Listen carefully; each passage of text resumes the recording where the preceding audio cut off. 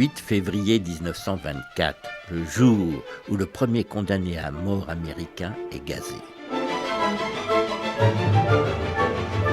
Par Frédéric Lévineau, journaliste au Point. L'heureux bénéficiaire de ce premier gazage est un Chinois de 29 ans nommé Ji John. Sur ordre de son gang, il avait commis un meurtre au Nevada et s'était fait arrêter. Jusque-là, les criminels de cet État étaient pendus. Mais jugeant la méthode trop barbare, le Nevada avait opté 3 ans plus tôt pour le gaz. Seulement, tout ne se passe pas comme prévu.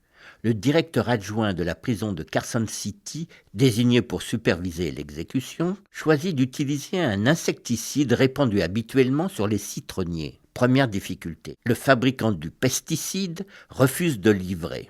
Le directeur adjoint de la prison doit donc se déplacer. Il désigne 4 gardiens pour l'accompagner. Mais comme ceux-ci refusent, il les licencie avant d'effectuer seul ses emplettes. Deuxième difficulté, la cellule du condamné à mort comporte trop d'ouvertures pour être étanche. Aussi faut-il construire un bâtiment neuf dont l'étanchéité est testée avec un chat errant.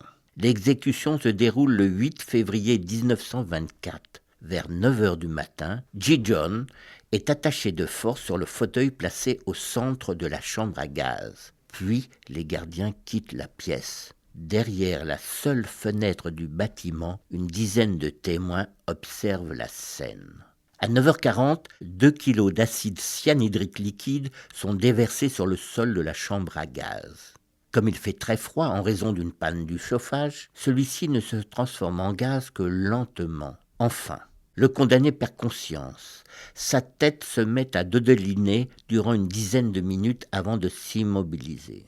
À 10 heures, les gardiens ouvrent la chambre et mettent en route des ventilateurs pour disperser les dernières bouffées du poison. Après 2h30, les gardiens peuvent enfin récupérer le corps de Ji John. À l'hôpital de la prison, les 7 médecins convoqués refusent de pratiquer une autopsie par crainte d'être intoxiqués par du gaz piégé dans le corps du condamné.